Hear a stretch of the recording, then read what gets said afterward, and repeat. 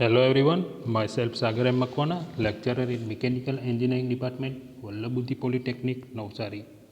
Today we are going to learn topic aerodynamic design of wind turbine blade, control system for small size wind turbine and control system for large size wind turbine.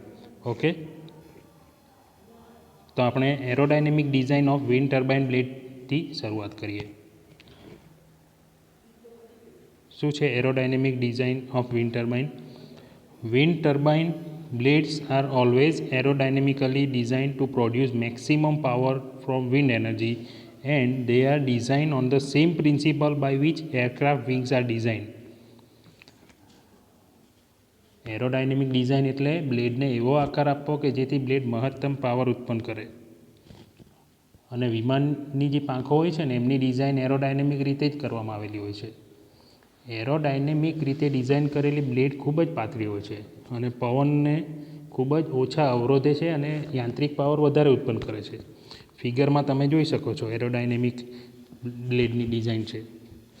Okay, અને જો ખૂબ જ પાતળી blade વાપરીએ તો તેની strain સહન કરવાની શક્તિ ઘટે છે અને વાવાઝોડા સામે કોઈક વાર તૂટી જવાની પણ શક્યતા વધે છે. એટલે આવું મુશ્કેલી નહીં થાય એના માટે અત્યારની જે આધુનિક વિન્ડ ટર્બાઇનની બ્લેડો છે એ એપોક્સી બોન્ડેડ ફાઇબર રેઇનફોર્સ પ્લાસ્ટિકની બનેલી હોય છે, જેની બ્રેકિંગ સ્ટ્રેન્થ ખૂબ જ વધારે હોય છે.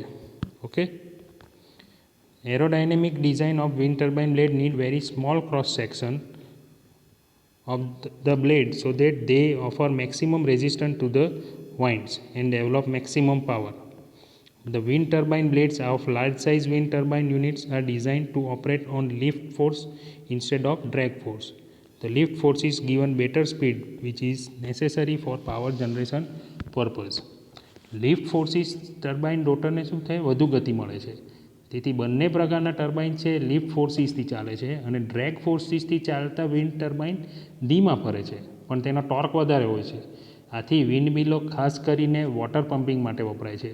તેનું પાવર ઉત્પાદન કરવાની ક્ષમતા ઓછી હોય છે. Control system of small size wind turbine. નાની સાઇઝના વિન્ડ ટર્બાઇનની કંટ્રોલ પદ્ધતિ. The control system of small size wind turbine is simple. They are provided with mechanical braking system. The pitch control and yaw control are not provided, but generator operates on cut in and cut out speed control. નાની સાઇઝના wind ટર્બાઇનની control પદ્ધતિ સરળ અને સાદી હોય છે. તેમાં pitch અને યો કંટ્રોલ પદ્ધતિ આપવામાં આવતી નથી.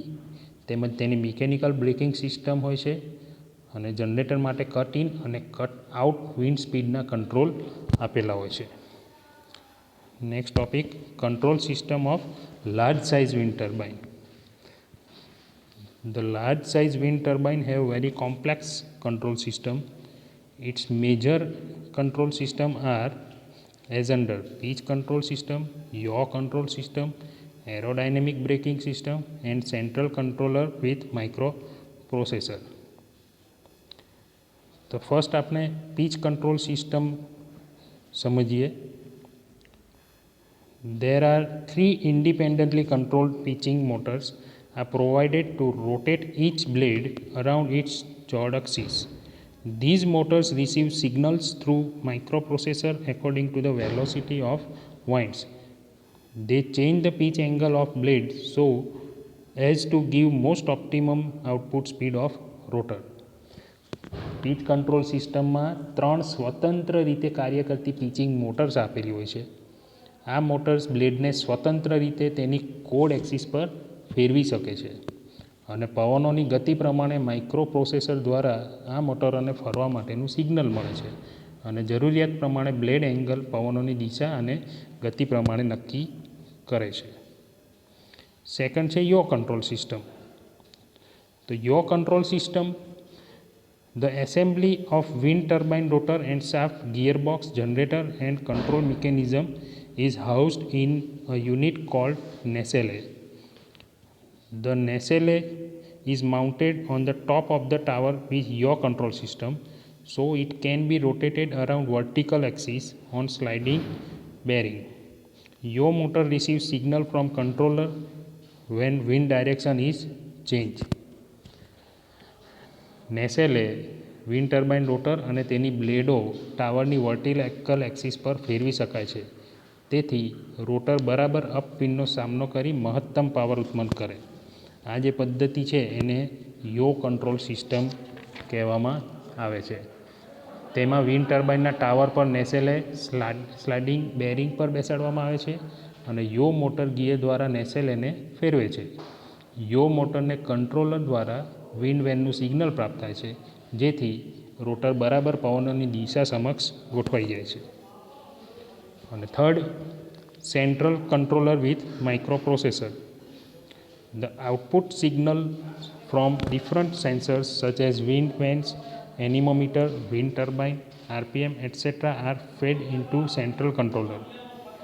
These signals are processed by microprocessor and distributed through relays and actuators to various controlling points such as pitch motors, yaw motors, etc. Central કંટ્રોલરમાં વિવિધ સેન્સરના આઉટપુટ સિગ્નલ ફીડ થાય છે.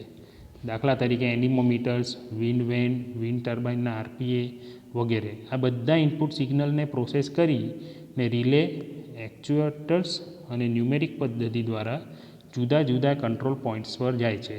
તેને કારણે શું થાય? કંટ્રોલ મોટર ઓપરેટ થાય છે. ઓકે, તો આજે આપણે 3 ટોપિક શીખ્યા: aerodynamic design of wind turbine blade, small size wind ટર્બાઇનની કંટ્રોલ પદ્ધતિ અને લાર્જ સાઇઝ મોટી સાઇઝની વિન્ડ ટર્બાઇનની કંટ્રોલ પદ્ધતિ. I hope you understand all these 3 topics. If you have any query, then you can directly contact me or call me anytime. Okay, thank you.